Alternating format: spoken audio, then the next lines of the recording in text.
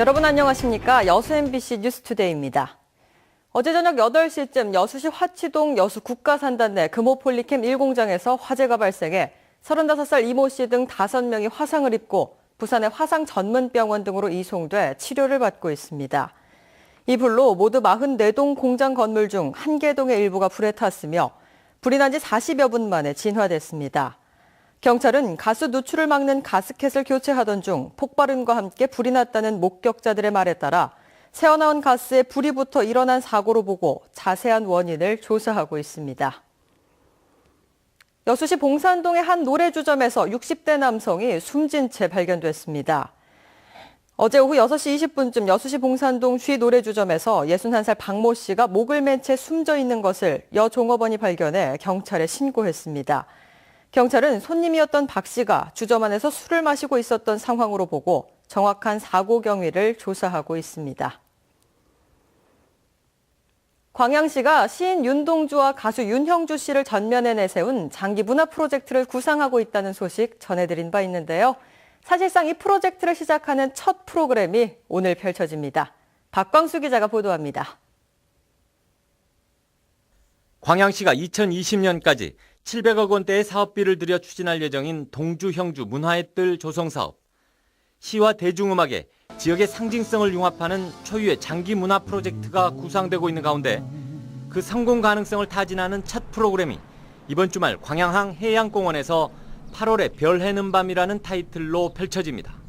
내년이 이제 윤동주 탄생 100주년인데다가 통기타 문화도 50주년이다 보니까 뭔가 어떤 이런 역사적인 의미를 담아서 시와 노래가 어우러진 이런 음악 축제를 준비하시게 돼서 재개직하게 된 것입니다. 세시봉으로 대표되는 옛 통기타 공연과 젊은 층의 트렌드로 떠오른 버스킹 공연의 흥겨움 속에 윤동주 시인의 문학과 정신세계가 단체 신앙송 등으로 어우러진 독특한 구성으로 진행됩니다. 특히 지역민을 중심으로 자발적으로 결성된 윤동주 시인의 팬 모임이 이번 행사를 기점으로 본격적인 활동에 들어가게 됩니다. 그 윤동주 시인의 어떤 시성이라든지 또는 이제 어떤 나라 사랑 이런 것들을 우리가 개성하고 또 널리 알리고 또 우리 광양의 브랜드화했으면 좋겠다. 윤동주 시인의 단 한 부 자필 원고가 감춰져 시인과 시집을 세상과 연결해 준 곳 광양. 지역과 시인, 가수의 인연 속에 태동한 문화 프로젝트가 지역 안팎의 관심을 끌어모으며 순항을 이어갈지 주목됩니다. MBC 뉴스 박광수입니다. 고흥군의 공공부문 무인기 활용도가 높은 것으로 나타났습니다. 정부가 지역 전략 산업으로 무인기 산업을 집중 육성하고 있는 가운데 고흥군은 농약 살포용 무인기 보급에 이어 무인기 촬영 영상 제작, 실종자 수색, 산불 감시, 적조 예찰 등 무인기가 다양한 영역에서 폭넓게 활용되고 있다고 밝혔습니다. 고흥군은 이 밖에도 국비 6억 원과 민자 4억 원을 들여 전국 최초로 무인기를 활용한 도서 지역 물품 배송 실증 사업도 추진할 계획입니다. 순천시가 전 세계 평생학습 도시들로 구성된 유네스코 글로벌 학습도시 네트워크에 회원으로 가입했습니다. 순천시는 2003년 평생학습도시 지정을 시작으로 제1회 전국 평생학습도시 대상 수상 등 평생학습을 위해 노력하고 있으며 2018년 평생학습 시민 참여율 70%를 목표로 하고 있습니다. 한편 유네스코 글로벌 학습도시 네트워크는 회원도시 간 상호 학습 촉진, 연계 강화, 파트너십 구축, 전 세계 평생학습 실천 지원 촉진 등의 역할을 하는 국제 네트워크 협의체입니다. 저희 여수 MBC가 창사 46주년을 맞았습니다. 46년간 걸어온 길은 광양만권의 발전과 축을 같이 하고 있습니다. 이제 지역민과 함께 호흡하며 지역의 중추방송사로 제2의 도약을 꿈꾸고 있습니다. 김종태 기자가 보도합니다. 여수 MBC 46년의 역사는 그동안 광양만권 발전과 격변의 현장에서 항상 같이 했습니다.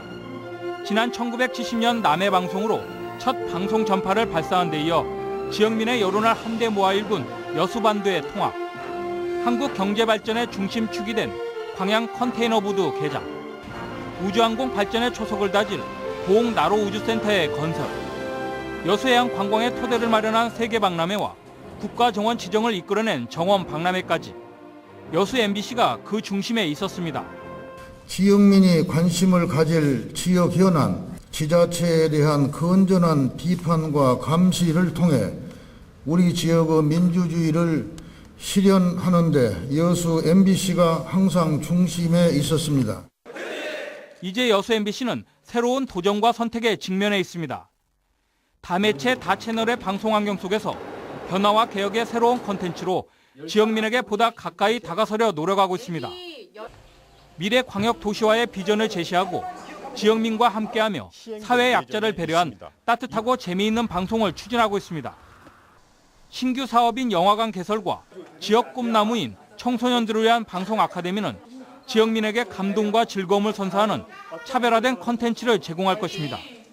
좋은 방송을 위해서, 생존을 위해서, 그리고 우리 모두의 행복을 위해서, 시청자들의 행복을 위해서 그동안 쌓아온 1등 지역사로서의 긍지와 자존심을 바탕으로 우리는 새로운 길을 개척해 나가야 합니다. 지역민과 희노애락을 함께해온 46년. 300년을 앞둔 작년의 품격 있는 방송사로 지역민의 열정을 응원하며 여수 MBC는 한층 시청자 곁에 다가설 것입니다.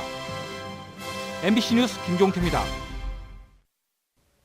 여수시가 전라선 KTX 운행으로 발생한 폐선 부지를 공원화하는 사업에 들어갔습니다.